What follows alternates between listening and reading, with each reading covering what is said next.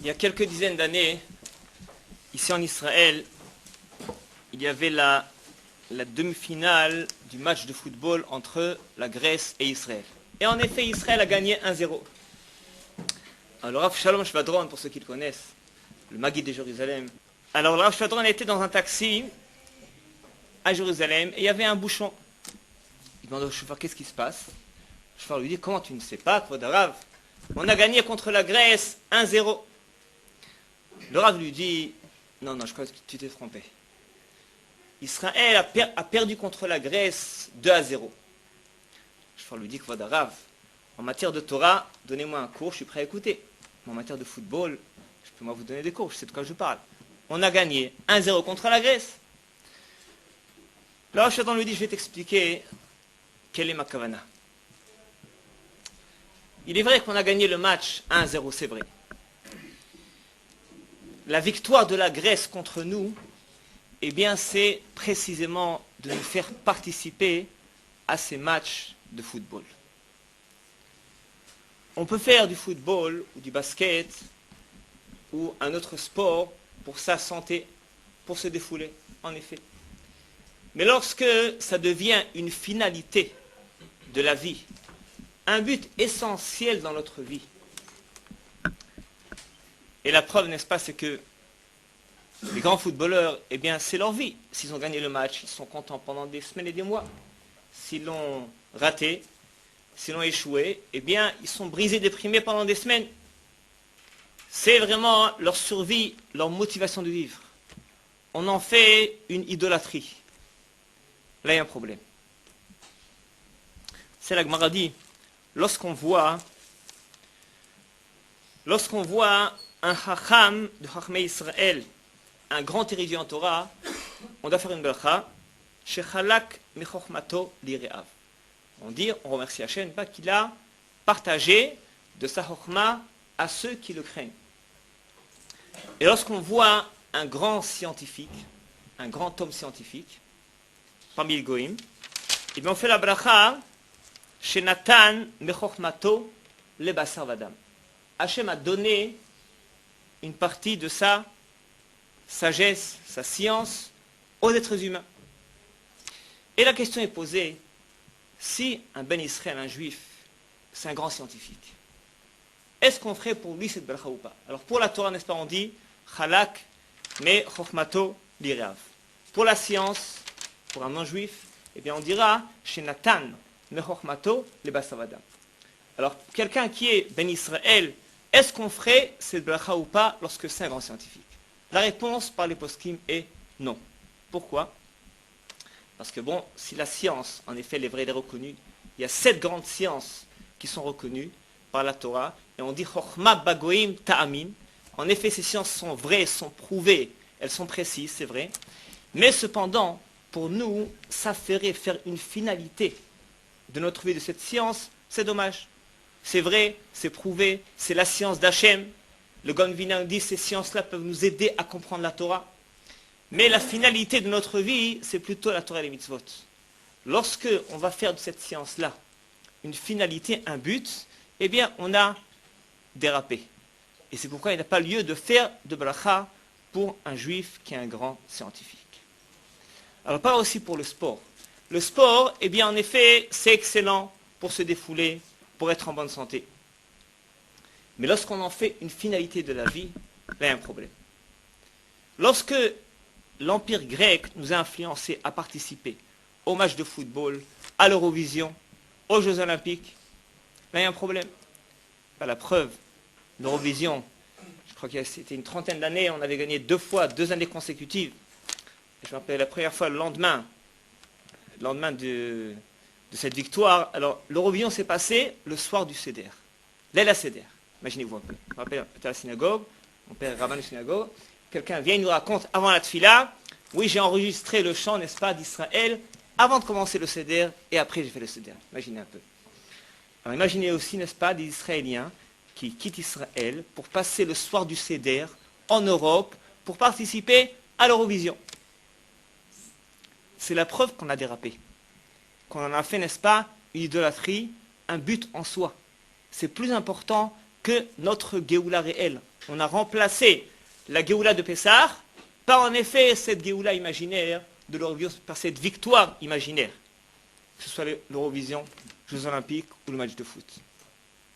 Ce que dit le Rav au chauffeur, la Grèce a gagné contre nous. Le chauffeur lui dit, Kvod Harav, Kol HaKavod, en effet, vous avez raison. Mais pourquoi vous m'avez dit 2-0? La Grèce a gagné 1-0. Pourquoi 2-0? Le Rav lui dit, je vais te dire pourquoi 2-0.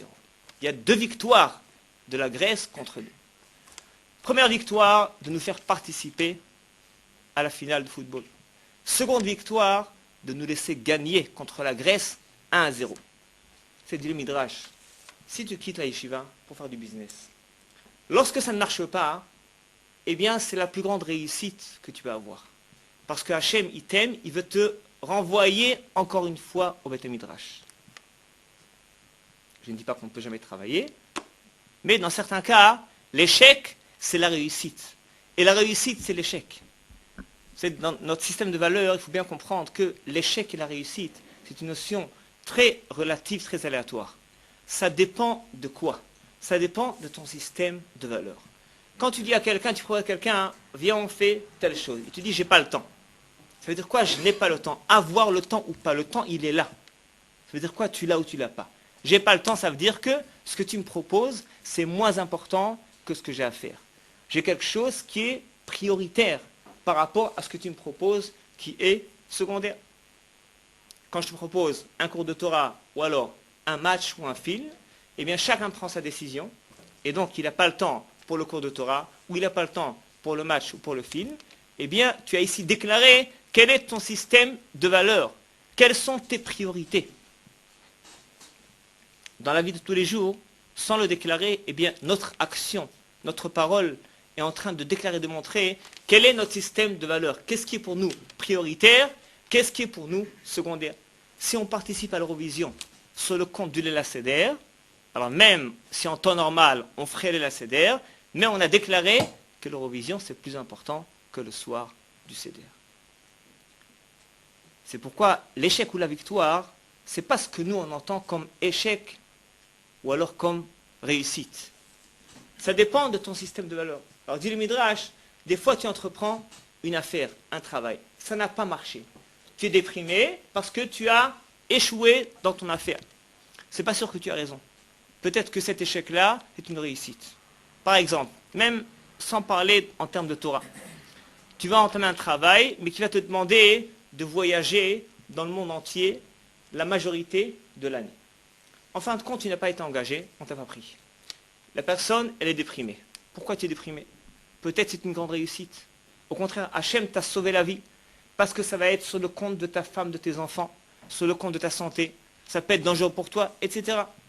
On ne peut pas savoir quelle est réellement la réussite ou l'échec. Le fait d'avoir réussi, c'est peut-être un grand échec. Parce que tu vas t'engager dans une affaire qui est très mauvaise à longue échéance. Tu ne t'en rends pas compte maintenant. Le fait d'avoir échoué, c'est la grande réussite. C'est un système de valeurs qui est différent du nôtre. Ce que dit le Rav au chauffeur, eh bien là aussi, on a gagné contre la Grèce 1-0, eh bien cette victoire, c'est un échec. La première victoire de la Grèce contre nous, c'est de participer à ce match-là, d'en faire une finalité dans notre vie. Fais du football ou du basket pour ta santé, te défouler, c'est impeccable. Mais quand, n'est-ce pas, tu as participé au final, tu en as fait une finalité, tu vas dépenser des millions pour cela. Tu vas, n'est-ce pas, emballer des dizaines, des centaines de milliers de personnes après toi, des supporters, qui vont aussi dépenser des millions. On a dérapé. On a fait, n'est-ce pas, de ces matchs-là, des Jeux Olympiques, de l'Eurovision, eh bien une finalité, un but essentiel de la vie, c'est pas ce que Hachem nous demande. Et la seconde victoire de la Grèce, eh bien, c'est le fait qu'elle nous a laissé gagner 1-0. C'est-à-dire que le Satan au ciel, eh bien, des fois, n'est-ce pas, il va travailler, il va investir beaucoup de force pour te faire gagner la partie. Lorsque tu as gagné, eh bien, c'est un échec, un plus grand échec. C'est pourquoi on a perdu contre la Grèce 2-0. C'est ce qu'a dit le Rav à ce chauffeur, Rabbi Shalom Fladron. Top. Alors en fait, cet empire grec d'il y a 2000 ans, eh bien, on le retrouve encore de nos jours. De nos jours, c'est plus la Grèce, mais c'est le monde occidental, avec tout ce qu'il nous offre, avec tous les médias, la technologie, les matchs aussi, Jeux Olympiques, Eurovision, etc. De nos jours, ça a pris encore plus d'ampleur. C'est-à-dire qu'il y a un système de valeurs que le monde occidental, eh bien, véhicule et influence le monde en général. Et ce qu'on nous demande, c'est de savoir marquer un temps mort, prendre du recul, pour réfléchir, méditer à chaque élément, à chaque proposition. Quelle est sa valeur réelle? Quel est notre système de valeurs par rapport à ce match-là, par rapport à cette affaire, par rapport à ce cours, par rapport à ce jeu qu'on te propose? Alors lorsque la fête de Hanouka arrive, Hanouka, qu'est-ce qui s'est passé? Alors Hanouka, ça s'est passé il y a environ plus de 2000 ans, 2200 ans environ. C'était au milieu de Baït Sheni, c'est-à-dire environ 200 ans, n'est-ce pas, après la construction du second temple et avant la destruction de ce temple. Le temple a duré 420 ans. Alors vers le milieu environ, c'était là la fête de Hanouka. Et l'empire grec est bien dominé plus ou moins à Israël. D'ailleurs, c'est raconté que même les Kohanim, le Kohen Gadol, eh bien, l'empire grec avait une emprise sur eux. C'est-à-dire que les Kohanim, n'est-ce pas, étaient choisis par l'empire grec à une certaine époque.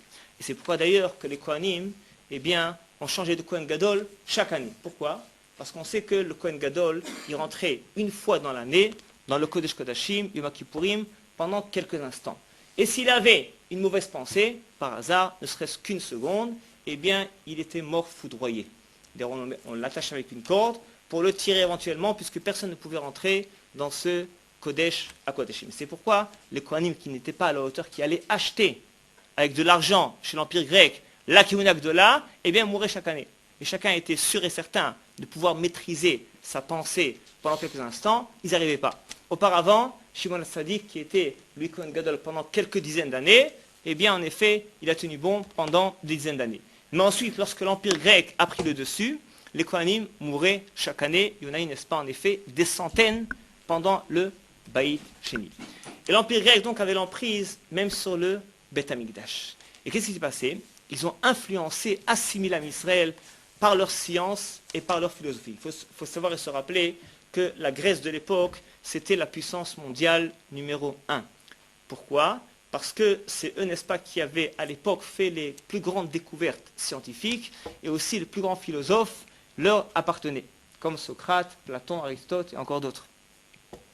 Et les Bnei Israël s'assimilaient par ce mouvement, n'est-ce pas, par cette élévation plus ou moins intellectuelle et scientifique de l'Empire grec. Ils étaient impressionnés par cela. On considère la Torah déjà comme plus ou moins primitive, comme certains considèrent aussi de nos jours malheureusement, et parce qu'en effet c'était la science et la philosophie grecque qui étaient plus importantes. Top. Et les Bnei Israël se sont petit à petit assimilés. Et le Beth Amikdash était délaissé. Les korbanot, qui représentent de nos jours la tfila, ainsi qu'encore d'autres mitzvot, étaient délaissés. Et c'est pourquoi, n'est-ce pas, c'est pourquoi il y avait beaucoup de décrets des Grecs contre nous. Pourquoi? Parce qu'on sait bien que les décrets des Goïm, ça provient de nous. C'est-à-dire que lorsqu'on est à un niveau spirituel et moral suffisamment élevé, personne ne peut rien contre nous. Comme on a lu il y a quelques semaines, Akol Kol Yaakov, Va'edem Ede Esav. Bisman She'akol Kol Yaakov, En Va'edem Ede Esav. Lorsque les mains de Yaakov, elles sont renforcées. Alors on a deux colottes, Kol Kol Yaakov, Kol Atorah, Kol Atfila. Lorsqu'on entend, n'est-ce pas, la voix de la Torah et de la Tfila de façon très renforcée, eh bien, Esav n'a aucune emprise sur nous. Au contraire, lorsqu'il y a un rifion, un relâchement, eh bien là, Amalek intervient. Là, n'est-ce pas, l'Empire grec intervient avec ses décrets. Les décrets étaient sur Chodesh, Shabbat, Milat, Talmud Torah, encore d'autres décrets. Pourquoi? Parce qu'auparavant, on s'est relâché, n'est-ce pas, par rapport à ces mitzvot. Et c'est là où l'Empire grec, eh bien, a de l'emprise, même sur le Beth Amikdash. Pourquoi? Si on se met à considérer la science et la philosophie grecque comme un système de valeurs qui est important, peut-être plus que la Torah de Shalom. eh bien là, on a délaissé, méprisé la Torah et son étude des mitzvot, eh bien ça donne plus de force à l'empire grec, qui a ensuite, n'est-ce pas, la maîtrise, même sur le Beth Amikdash, même pour choisir les Kohanim Gdolim, eh bien c'était les Grecs qui le faisaient. Alors ce qui se passe de nos jours, n'est-ce pas, en fait, de nos jours, l'empire grec, c'est autre chose, mais c'est encore, n'est-ce pas, la science et la technologie avec tous les médias que le monde nous offre. C'est-à-dire que si on va être impressionné par tout ce qui se passe, par toutes les grandes découvertes scientifiques, par toutes les grandes philosophies, par toutes, n'est-ce pas, les grandes psychologies, par rapport à la Torah, en considérant que la Torah, ça date du Moyen-Âge, elle est plus tellement adaptée à nos jours, eh bien, encore une fois, on est en train de s'assimiler, et c'est la victoire de la Grèce, c'est-à-dire de l'Empire occidental contre nous. Alors, je précise, je ne viens pas ici mépriser ni bannir aucune science, aucune philosophie, aucune psychologie. Mais encore une fois, la question, c'est que est-ce que c'est un accessoire ou alors c'est un but, c'est une finalité dans la vie? On peut faire du sport en tant qu'accessoire. On peut utiliser la science, mais en tant qu'accessoire. Alors que la finalité, le but de notre vie, eh bien, c'est en effet, ça reste toujours la Torah et les mitzvot. Et la preuve, le test va être lorsque les deux vont être confrontés, comme l'Eurovision et le soir du Seder. Quelle est ta préférence quand tu as, n'est-ce pas, un cours de Torah et un match? Quelle est ta préférence? Qu'est-ce qui va l'emporter? C'est là, n'est-ce pas, le test réel. Quel est ton système de valeurs réelles? Alors quand Hanouka arrive, disent nos sages, nous disent nos sages, qu'en fait, Hanouka, il se répète chaque année. On dit dans la bracha, Shasanissim, la votez-nous, Baemhem, Bazman, Azé. Hachem a fait des miracles à nos ancêtres dans ces jours-ci, dans ce temps-là. Bazman, Azé, pour dire que ces miracles vont encore une fois se produisent encore une fois. C'est-à-dire que, comme les ancêtres, eh bien, ont su se révolter contre l'empire grec. Ils sont révoltés contre l'assimilation des Juifs par rapport à cette science et cette philosophie. Alors, pour ne citer qu'un exemple, une fois, n'est-ce pas, un des dirigeants grecs a pris un porc et l'a amené à côté du Misbéach. Il a réuni les Bnei Israël et a demandé que l'un d'eux le sacrifie, l'amène sur le Misbéach. Et a menacé, n'est-ce pas, tout le monde de mort, et a aussi promis une récompense extraordinaire à celui, eh bien, qui oserait sacrifier ce porc sur le Misbéach. Bon, évidemment, tout le monde avait peur de le faire, ne savait pas quoi faire, jusqu'à ce que, vers le fond de la foule, il y avait un vieil homme qui s'appelait Mattatyahu Kohen Gadol, le grand tzaddik, le père, n'est-ce pas, des grands dirigeants et commandants de l'armée israélienne de Bnei Israël. Eh bien, il a dit, moi je suis prêt à le faire. J'ai été étonné, parce que c'était lui le grand dirigeant spirituel de Tam Israël à l'époque, Mattatyahu Kohen Gadol. Il s'est approché et il a pris tout d'un coup l'épée de ce commandant grec et l'a tué sur place.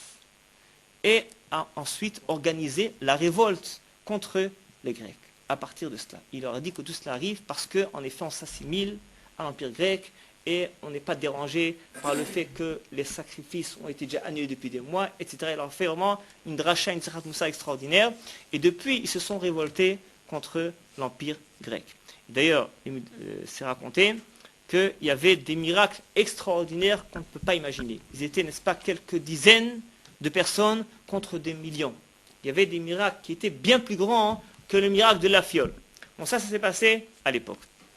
Alors, ce qui se passe, c'est que de nos jours, lorsque Hanouka arrive, qu'est-ce qu'on nous demande? C'est quoi la préparation à Hanouka? Qu'est-ce qu'on peut réaliser en nous pendant ces jours de Hanouka? Ce qu'on peut réaliser, eh bien, savoir réellement quel est le système de valeurs réel. Quelle est notre identité juive? Qu'est-ce qui est important pour nous? Quelle importance, n'est-ce pas, a la Torah et les mitzvot et le monde extérieur? Est-ce qu'on est impressionné par n'importe quelle découverte scientifique, n'importe quelle philosophie ou psychologie, plus que la Torah, ou alors le contraire? Là, c'est à vérifier et c'est à prendre parti. Réellement, quelle est notre position par rapport à la Torah et les mitzvot? C'est ce qu'Hachem nous demande, n'est-ce pas, lorsque la fête de Hanouka arrive. Et en fait, comment est-ce qu'on peut y arriver? Quel est le réel remède? Alors, nos sages nous l'ont dévoilé. Qu'est-ce qui passe à Hanouka? Hanouka, les Grecs, par rapport à ce qu'ils ont fait, ils avaient aussi rendu impures toutes les huiles. Vetim ou kol lashmanim. Toutes les huiles étaient impures. Alors l'huile, vous savez que dans la Torah, l'huile, c'est symbole de la chokhma, de la sagesse, notamment de la sagesse de la Torah. Chaque fois qu'on devait nommer un Kohen ou alors un roi, on devait loindre d'une certaine huile d'olive très spéciale. La Gemara dit, et c'est vrai jusqu'à nos jours, que consommer de l'huile d'olive de façon régulière, eh bien ça donne un surplus de chokhma, ça donne aussi une bonne mémoire par rapport à la Torah. Lorsque disent nos sages que toutes les huiles ont été souillées, pourquoi c'est arrivé? Pourquoi Hachem a laissé les Grecs souiller les huiles? Parce que, comme on l'a dit auparavant, tout ce qui se passe, eh bien, ça dépend de notre niveau spirituel. Lorsqu'on n'est pas au niveau spirituel adéquat, eh bien, automatiquement, Esav, l'empire grec, prend le dessus, prend la maîtrise sur nous. Si les huiles ont été souillées, ça veut dire que notre esprit, notre chokhma a été aussi souillé. Notre idéologie, notre façon de réfléchir et de penser a été souillée par le monde occidental, par la technologie, par la philosophie et la psychologie et même par la science. Lorsqu'on va donner plus d'importance à cette science que notre Torah, notre esprit a été souillé. Vetim ou kolashmanim. C'est ce qu'Hachem voulait dire au Béni Israël. Attention, il y a un problème dans votre idéologie, votre façon de réfléchir. Quel est votre système de valeurs? Qu'est-ce qui est plus important? Qu'est-ce qui est secondaire? Mais cependant, Matz'u par echad munach bechotamo shel Kohen Gadol. Par tahor, ils ont trouvé une fiole d'huile qui était pure, qui était scellée, tamponnée par le sceau du Kohen Gadol, et c'était sûr et certain qu'elle n'a pas été touchée. Ça veut dire quoi? Ça veut dire que dans tous les cas, malgré l'exil, malgré la vérote, eh bien chacun d'entre nous possède en lui une fiole d'huile qui est pure. On l'a dit plusieurs fois, comme dit le Nefesh HaChaim, c'est que notre Neshama, elle est toujours Kedosha. La faute, la Avera, l'assimilation, va affecter le corps humain, la partie qui s'appelle Nefesh, la partie qui s'appelle Ruach, mais jamais la Neshama. La Neshama reste toujours intacte. La Neshama, c'est la troisième partie la plus élevée de notre âme. Elle n'est jamais souillée par aucune idéologie, par aucune faute. Qu'on le veuille ou non, elle reste intacte. Elle est toujours attachée à Hachem. Est-ce que cette fiole d'huile représente? Alors ils ont trouvé cette huile, c'est aussi un symbole qu'Hachem nous dit, il est vrai que notre esprit a été souillé par cette idéologie du monde grec, mais cependant, il y a encore une fiole d'huile qui est restée intacte. Et à partir de cette fiole d'huile, eh bien, ils ont allumé, n'est-ce pas, le Beth Amikdash, non pas pendant une journée, mais pendant plus d'une semaine, pendant 8 jours. C'est-à-dire que nous aussi, on peut toute l'année, et encore plus pendant Hanouka, on peut, à partir de cette neshama qui est en général anesthésiée et endormie, on peut l'éveiller, on peut la susciter, la motiver, pour ensuite, à partir d'elle, n'est-ce pas, éclairer, rayonner tout notre être, notre ruach, nefesh, et aussi notre corps.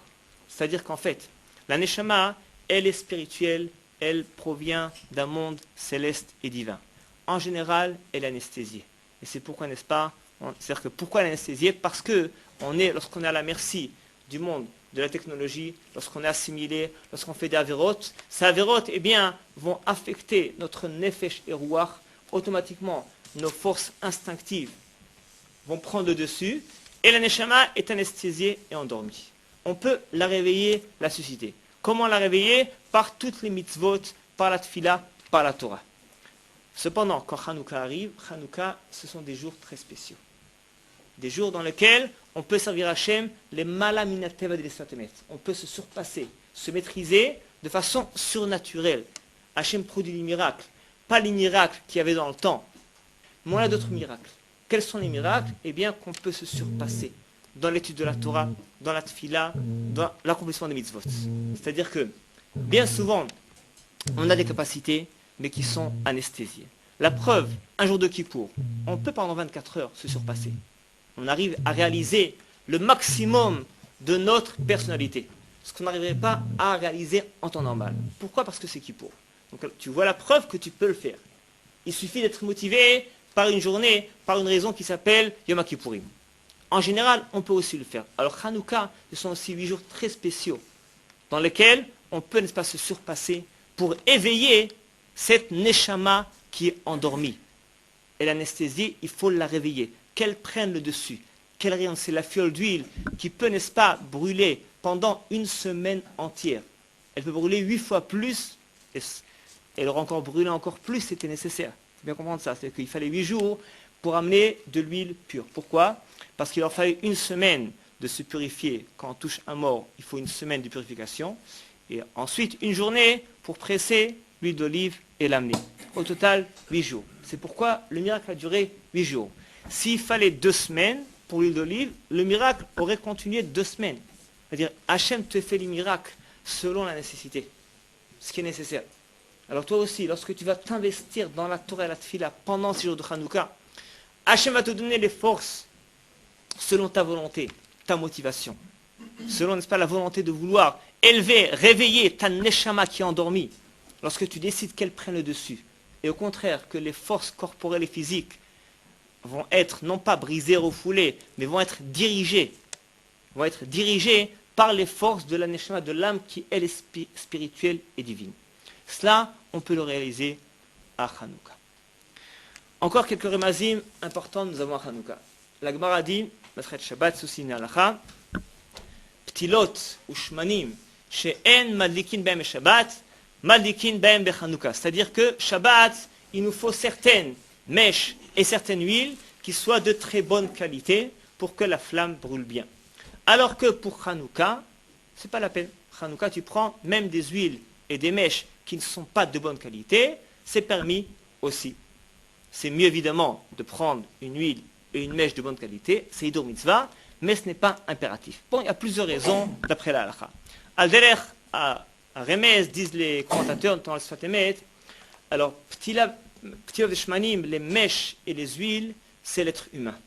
On peut comparer, n'est-ce pas, l'être humain comme on a, lorsqu'on a une flamme. Alors, c'est quoi? C'est un gobelet dans lequel on met de l'huile et une mèche, on a la flamme. Alors, le gobelet, c'est notre corps.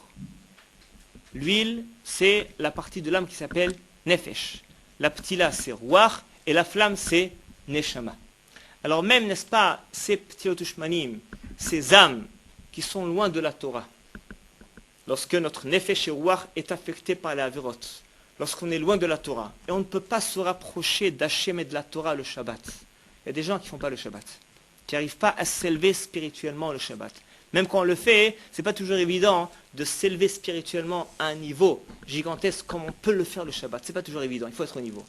Mais Hanouka, on peut le faire. Hanouka, même ces mèches et ces huiles qui sont psoulot pour Shabbat, kshirot de Hanouka.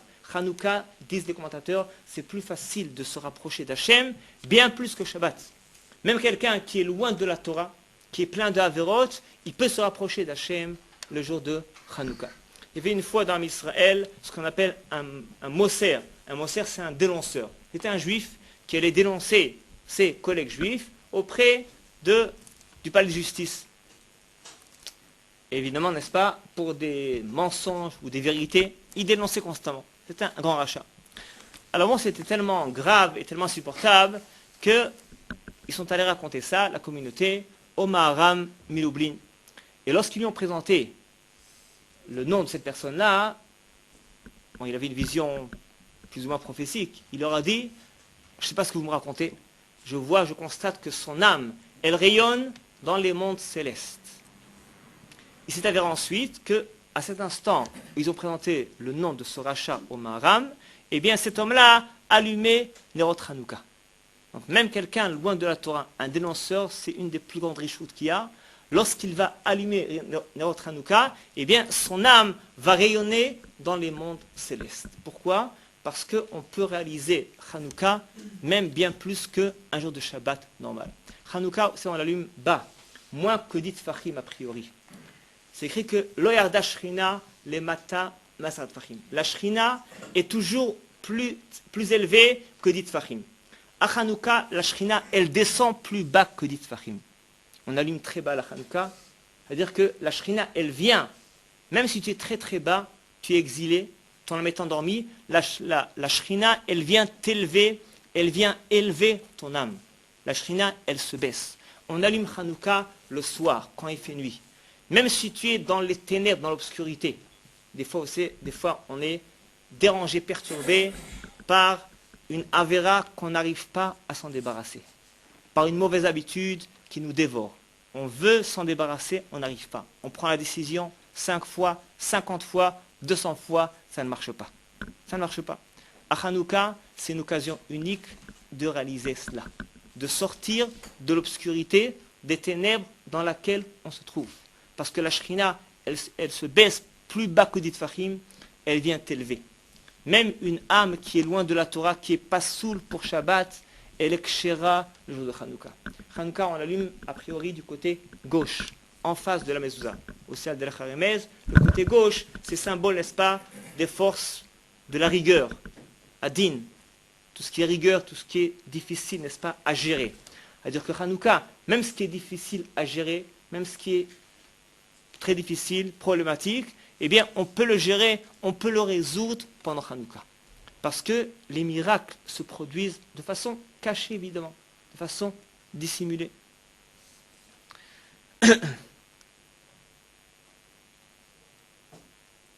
Comme dit la bracha, chez Hasanissim lavotenu, Baimhem Bazman Azé. Hachem, n'est-ce pas, nous fait des miracles, encore une fois, chaque année à Hanouka. Alors, les miracles, ils ne sont pas flagrants, mais ils sont cachés. Ils sont, n'est-ce pas, comme le miracle de la fiole d'huile. Bon, c'était flagrant, hein, mais c'était, n'est-ce pas, dans un endroit qui était discret.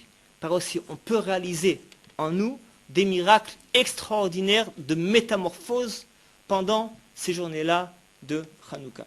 Cependant, il faut être intelligent. Pourquoi? Parce que sachez que tout ce que je vous dis, eh bien, le Satan, il sait tout ça, et il sait 1000 fois plus que ça. Moi, je vous dis très très peu, le peu que je connais, mais n'est-ce pas, dans les livres, il y a des secrets à n'en plus finir. On prend n'importe quelle petite mitzvah de la Torah, c'est des secrets, n'est-ce pas, dans Pshat, Drash, Remez, Sod, à n'en plus finir. Tu prends une mitzvah de la Torah, et tu dis là, des dizaines d'années, une centaine d'années, 15 heures par jour, c'est pas suffisant. Tu n'as pas terminé. Parce que la Torah, elle est infinie. Alors le Satan est au courant, n'est-ce pas, bien plus que nous, des secrets extraordinaires de Hanouka. C'est pourquoi il nous amène à Hanouka 36 perturbations. À commencer par les beignets, et à continuer par les messibotes extraordinaires, excursions, et les vacances, etc., etc. Alors je ne dis pas manger des beignets, c'est bon à la brioute, pourquoi pas. Mais il faut être intelligent, Hanouka, de ne pas perdre le temps inutilement. Il faut s'investir dans la Torah, dans la Tfila. Beaucoup de personnes ont raconté qu'ils ont réussi à être métamorphosés par la fête de Hanouka. Alors c'est écrit en effet le 24 qui se lève, donc c'est déjà ce soir. C'est un jour très particulier. Pourquoi? Parce que tout d'abord, les victoires essentielles dans la guerre se sont passées le 24 qui se lève. C'est d'ailleurs une des réponses. C'est que dans la question de Beth Yosef, pourquoi est-ce qu'on allume 7 jours, pourquoi est-ce qu'on allume 8 jours? Le miracle s'est passé pendant 7 jours, puisqu'il y avait suffisamment d'huile pour qu'elle brûle une journée. Donc il y a un miracle pendant 7 jours. Alors bon, il y a beaucoup de réponses. Il y a de nos jours un livre avec 500 réponses à la question. Bon, en fait, ce n'est pas 500 réponses différentes, il y a une centaine de réponses, parce qu'il y a là-bas tous les livres qu'il y a dans le monde entier là-dessus, et certaines réponses sont plus ou moins semblables et similaires. Mais au total, on a une bonne centaine de réponses à cette question. Une des réponses, c'est qu'on allume encore une journée pour marquer le coup pour les miracles de la guerre, qui eux se sont passés essentiellement le 24 qui se lève. Alors c'est un jour aussi qui est très important pour la préparation à Hanouka. Alors c'est quoi la préparation? Eh bien c'est se recueillir et réfléchir. Dans quel domaine nous sommes déficients? Que ce soit en Torah, en Tfila, en Mitzvot, en Tchouva, ou alors si on a un problème de caractère à gérer, une certaine avéra qu'on n'arrive pas à maîtriser, n'importe quel problème qui nous dérange, on se trouve dans l'obscurité, on se sent exilé par rapport à notre réelle identité dans ce domaine-là. Eh bien, Hanouka, c'est le moment où le travailler. C'est pourquoi c'est bien de le préparer auparavant et de se faire un programme pendant 8 jours de Hanouka pour exploiter le temps, surtout dans la Torah, surtout dans la Tfila, mais aussi toutes les mitzvot. les faire de façon différente que l'année en général. Savoir aussi se rappeler que l'allumage est très important. Il y avait des Admourim qui se rendaient compte de ce qu'ils faisaient quand ils allumaient. Ils n'arrivaient pas à allumer. Ils étaient en train de trembler. Une fois, un Admour, il est resté pendant 6 heures avec la flamme en main. Il n'arrivait pas à allumer. Il se rendait compte réellement qu'il est en train, n'est-ce pas, d'envoyer, comme une bombe atomique, comme un projecteur spirituel et divin sur lui et sur le monde entier. Bon, alors il n'arrivait pas à allumer. Bon, c'est pas la peine, pas d'attendre 6 heures, allumer en quelques secondes, c'est pas ça. Mais pour prendre conscience, quelle est l'importance de l'allumage. On fait qu'allumer une flamme, n'est-ce pas? Mais c'est important. On l'a dit plusieurs fois, c'est pas l'action qui va définir l'importance de ce que tu réalises. La preuve, tu peux appuyer sur un bouton et tu es quelqu'un qui est sur une chaise électrique. Tu peux bouger une manette et envoyer une bombe atomique sur un pays entier, bien que tu as fait un geste de quelques centimètres. Alors pas aussi, tu allumes une flamme, tu vois pas ce qui se passe. Mais cette flamme est reliée à ton âme. Ner Hashem Nishmat Adam. La flamme, n'est-ce pas? Eh bien, c'est le symbole de notre Neshama. Pourquoi on allume un Ner Neshama quand quelqu'un est décédé? Pour un Yortzeit. Pourquoi? C'est symbolique? Pas du tout. Parce que c'est écrit que cette flamme, elle va éveiller la Neshama de la personne défunte dans les mondes célestes. Grâce à cette flamme que tu allumes sur terre, eh bien, l'âme de la personne va s'élever encore plus dans les mondes célestes. Elle va rayonner au Gan Eden, au paradis, encore plus qu'auparavant. Tu es en train de réaliser par rapport à toi et par rapport au monde entier quelque chose d'extraordinaire, comme l'histoire avec le Maharam. Même quelqu'un qui est loin de la Torah, qui est plongé dans les graves avérotes, eh bien, son âme va rayonner lorsqu'il va allumer cette flamme. Se rappeler aussi que surtout la première demi-heure qui suit l'allumage est très important. Surtout ne pas perdre de temps, alors il faut s'investir dans la Torah ou dans la Tfila. Éventuellement, une autre mitzvah qui se présente à nous, ça peut aussi aller, mais a priori, rester dans la Torah, dans la Tfila, c'est aussi un moment qui est très propice pour la Tfila, n'est-ce pas, la demi-heure qui suit. On allume 36 nérotes au total, à part le Shamas, qui nous fait 44, on a 36 nérotes de 1 à 8, ça fait 36 flammes au total en Hanouka. Eh bien, ces 36 nérotes font aussi allusion aux 36 heures chez la Oraganouz. Hachem, il a créé, n'est-ce pas, une lumière divine, spirituelle, or, c'est une lumière gigantesque, pas celle qu'on a, bien plus, mais cette lumière-là, Ganazota Betocha Torah. Il a introduit, il l'a caché dans la Torah Kedusha. C'est une lumière divine spirituelle. Cette lumière-là, pendant Hanouka, eh bien, elle rayonne, elle rejaillit. On ne sait pas comment, on ne sait pas de quelle façon, mais elle rayonne, c'est-à-dire que ces 36 flammes vont nous faire rejaillir ces 36 heures de Oragan. Cette lumière divine, elle a éclairé et rayonné dans le monde entier pendant 36 heures. Lorsqu'Hachem l'a créée, elle a rayonné 36 heures, et ensuite Hachem, il l'a cachée dans la Torah. Donc ces 36 heures-là, dans lesquelles eh bien, le monde a été éclairé par cette lumière divine et spirituelle, eh bien, elles vont encore une fois nous éclairer pendant Hanouka avec les 36 flammes. Les 36 flammes, c'est aussi un remède pour les 36 masertot du chasse. On a au total, n'est-ce pas, 36 traités de Gemara dans le chasse. C'est-à-dire que chaque flamme, eh bien, on peut aussi prier pour étudier, réviser, maîtriser, posséder, mémoriser une maserhet du chasse, pas chaque fois tous les soirs. C'est-à-dire qu'il y a aussi un parallèle entre ces 36 flammes et les 36 masertot du chasse. Et plus on va s'investir, plus on va renforcer la émouna, n'est-ce pas, dans cette lumière de Hanouka, plus on va mériter de Siyata d'Ishmaïa, d'être divine extraordinaire, et surtout pendant Hanouka, qu'en effet c'est une période miraculeuse, eh bien on peut dévoiler en nous, eh bien, ces forces surnaturelles que Hachem nous a données. Batzlacha Rabba.